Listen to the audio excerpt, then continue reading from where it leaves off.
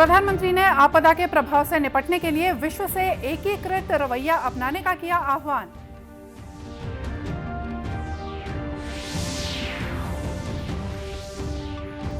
महिलाओं के सशक्तिकरण और उनके आर्थिक प्रतिनिधित्व को मजबूत करने से संबद्ध G20 समूह की दूसरी बैठक तिरुवनंतपुरम में शुरू।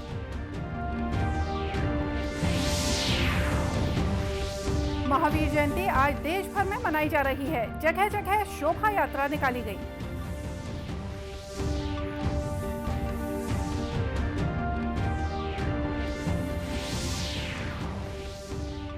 और महिलाओं से करोड़ों रुपए की ठगी करने वाले अपराधियों को दुर्ग पुलिस ने किया गिरफ्तार।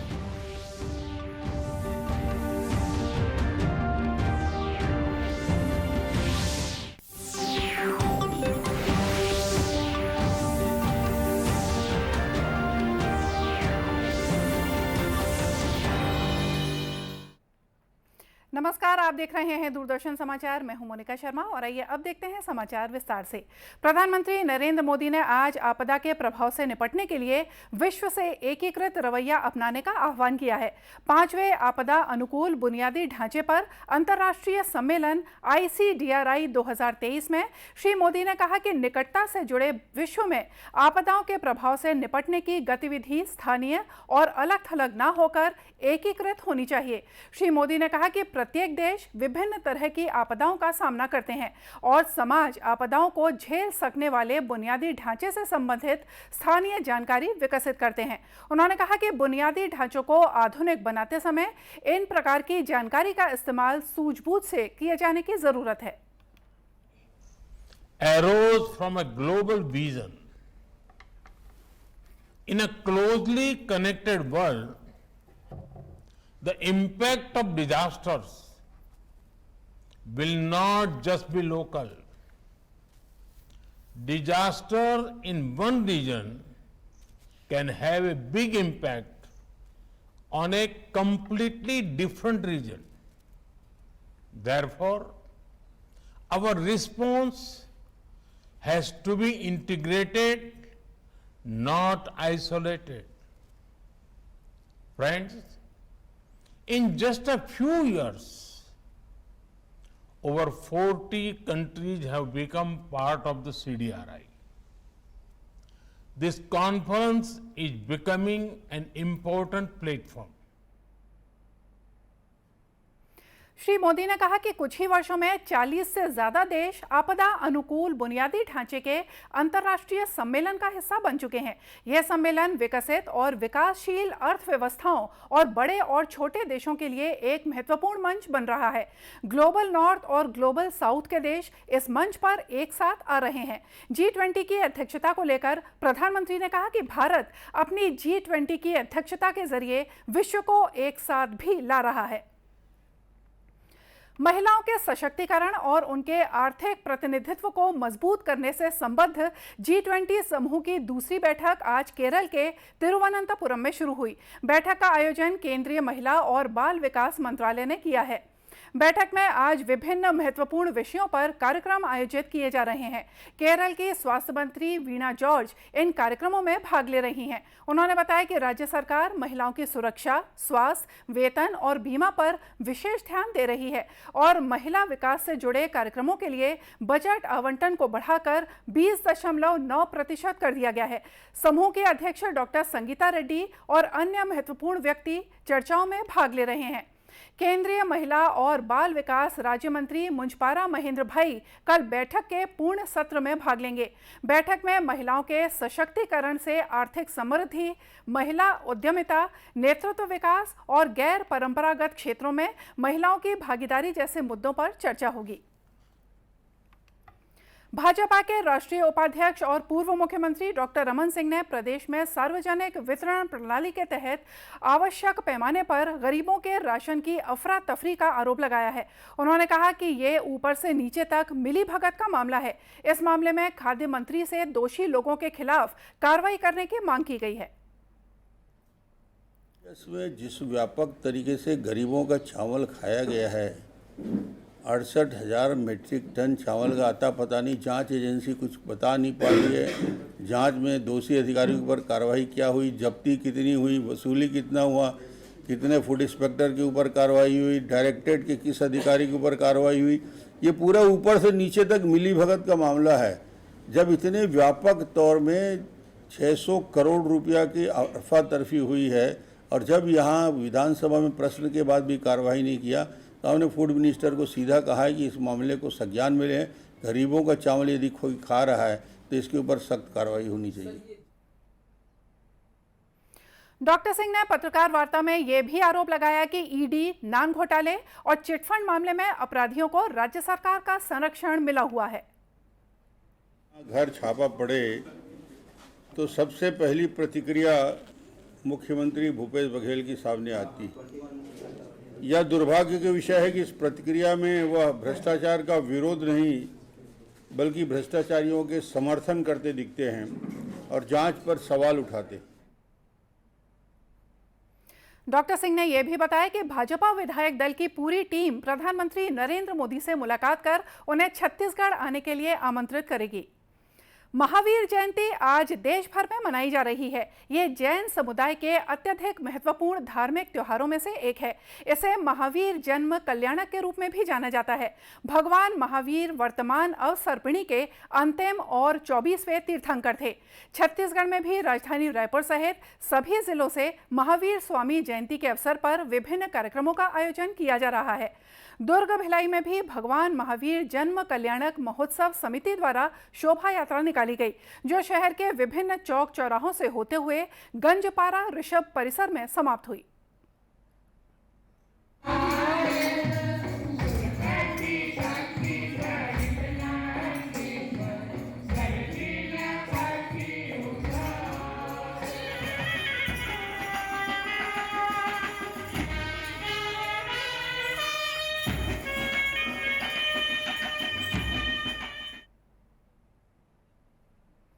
राष्ट्रपति द्रौपदी मुर्मू और प्रधानमंत्री नरेंद्र मोदी ने महावीर जयंती के अवसर पर लोगों को शुभकामनाएं दी हैं। एक ट्वीट में राष्ट्रपति ने कहा कि भगवान महावीर ने मानवता को सत्य और अहिंसा का मार्ग दिखाया है। प्रधानमंत्री ने भी एक ट्वीट में कहा कि इस विशेष दिन पर लोग भगवान महावीर की महान शिक्षाओं का स्मरण करते हैं। छत्तीसगढ़ के राज्यपाल विश्वभूषण हरिचंदन और मुख्यमंत्री भूपेश बघेल ने भी भगवान महावीर जयंती के अवसर पर लोगों को शुभकामनाएं दी हैं। प्रधानमंत्री नरेंद्र मोदी हर महीने के आखिरी रविवार को मन की बात कार्यक्रम के जरिए लोगों से जुड़ते हैं। अप्रैल के आखिरी रविवार को मन की बात कार्यक्रम की 100वीं कड़ी प्रसारित होगी। इससे पहले 28 फरवरी 2018 को मन की बात कार्यक्रम में प्राकृतिक आपदाओं का जिक्र किया गया था।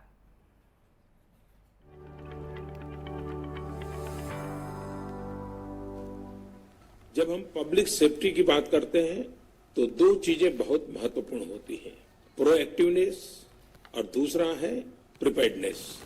सेफ्टी दो प्रकार की होती है, एक वो जो आपदा के समय जरूरी होती है, सेफ्टी ड्यूरिंग डिजास्टर्स, और दूसरी वो जिसकी दैनिक जीवन में आवश्यकता पड़ती है, सेफ्टी इन एवरीडे लाइफ। अगर हम दैनिक जीवन में सेफ्टी को लेकर जागरूक नहीं है, उसे हासिल नहीं कर पा रहे हैं, तो फिर आपदा के दौरान इसे पाना मुश्किल हो जाता है। और अब बात करते हैं कोविड की। प्रदेश में इन दिनों कोरोना संक्रमण के मामले फिर से बढ़ने लगे हैं। कल प्रदेश में हुए 1458 सैंपलों की जांच में 47 व्यक्ति कोरोना संक्रमित पाए गए हैं। ये मरीज बालोद, सरगुजा, महासमुंद, बेमेतरा, कांकेर, कोंडागांव, दुर्ग, राजनांदगांव, धमतरी और रायपुर जिले से मिले हैं। प्रदेश के बाकी जिलों में कोरोना का नया मामला सामने नहीं आया है। वर्तमान में प्रदेश की पॉजिटिविटी दर 3.22% है। प्रदेश में इस समय 154 कोरोना संक्रमित मरीज हैं, जिनका इलाज विभिन्न अस्पतालों या होम आइसोलेशन में चल रहा है। राष्ट्रीय तंबाकू नियंत्रण कार्यक्रम के तहत राजनांदगांव जिले को राज्य स्तर पर पुरस्कृत किया गया है।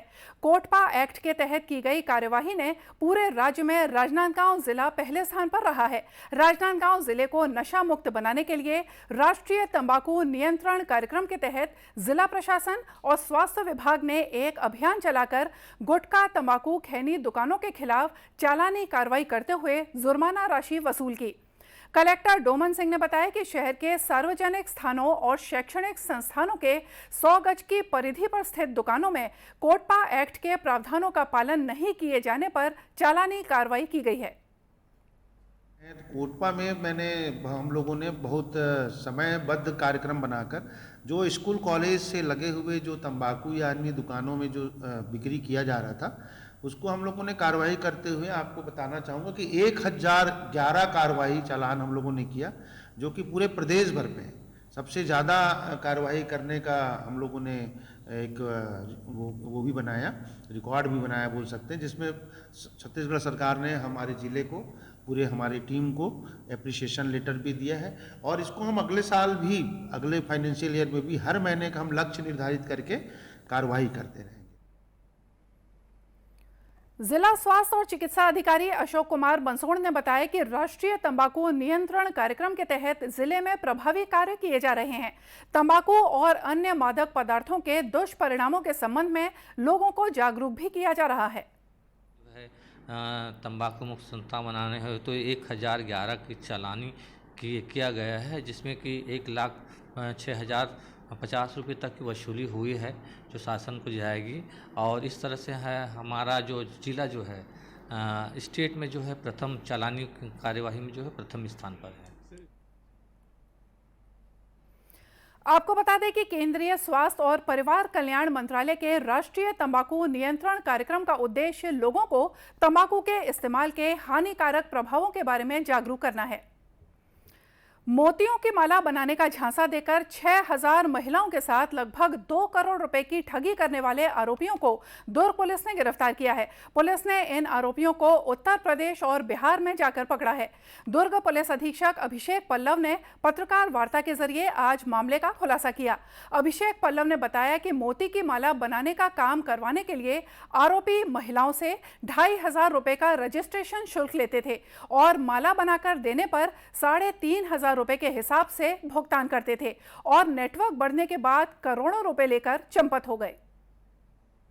पिछले 4 महीने से इन ठगों के पीछे लगातार लगी हुई थी।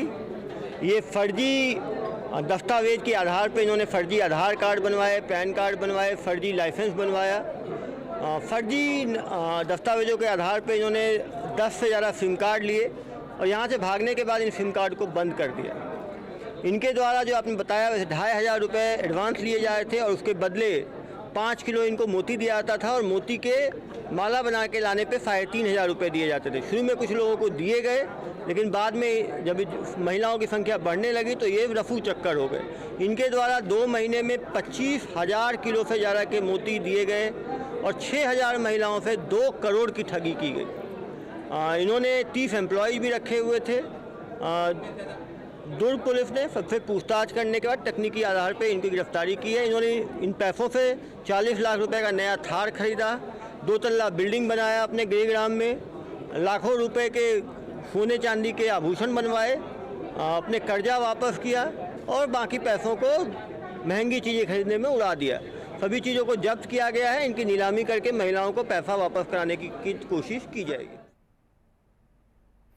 पकड़े गए आरोपियों के पास से पुलिस ने करीब 1,65,000 नकदी, सोने की चेन और करीब 20 लाख रुपए मूल्य का एक वाहन भी बरामद किया है। और आइए देखते हैं अंत में मुख्य समाचार एक बार फिर से। प्रधानमंत्री ने आपदा के प्रभाव से निपटने के लिए विश्व से एकीकृत रवैया अपनाने का किया आह्वान।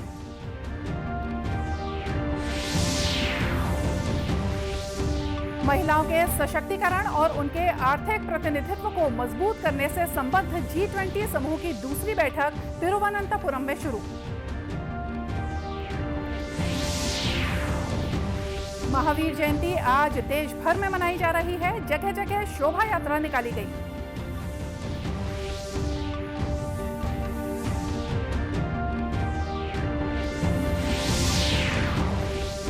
और महिलाओं से करोड़ों रुपए की ठगी करने वाले आरोपियों को दुर्ग पुलिस ने किया गिरफ्तार। और इसी के साथ ये समाचार बुलेटिन यहीं समाप्त हुआ। नमस्कार।